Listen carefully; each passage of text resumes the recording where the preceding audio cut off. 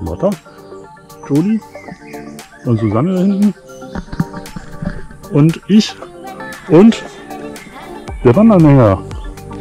Wir machen heute eine Tour. Eine kleine. Also ein Spaziergang eigentlich nur. Aber ich habe alles dabei, was ich mitnehmen wollte. Mal sehen, wie es nachher ausgeht. Im Moment bin ich äußerst langsam. Ich berichte zwischendurch. Bis dann.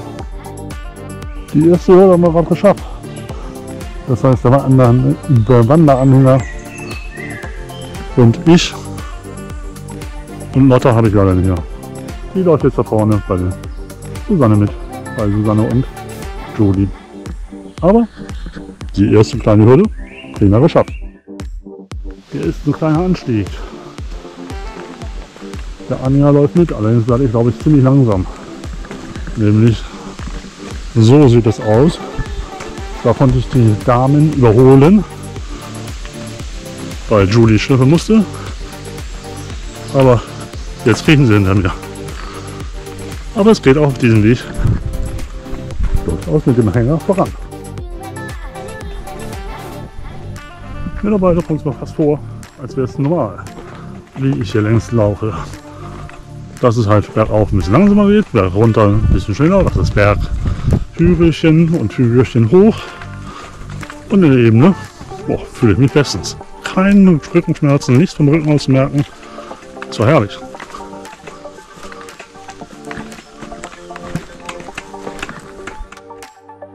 Das ist er, der Wheelie, der von Radical Design aus Holland kommt, der Wanderanhänger. So sieht er aus. Mit meinen Zubehör, meinen Taschen und so weiter. Und das ist Lotta. Und das ist Juli mit Susanne.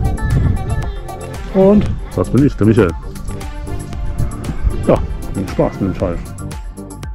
Zwischendurch hatte ich schon mal wieder Lotta, die schwarze, aber eben ist viel los geworden.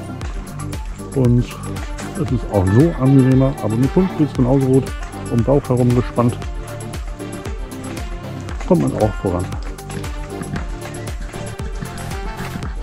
Und der Anhänger kommt auch bestens mit. Alles wunderbar. Wir haben es gleich geschafft. Das heißt noch nicht ganz. Der Nachhauseweg ist auch noch da. Aber unser Spaziergang, 4 Kilometer Länge, 4,2 Meter Länge, den haben wir gleich geschafft. Und die 3 Damen habe ich soeben überholt gehabt. Bergauf sogar.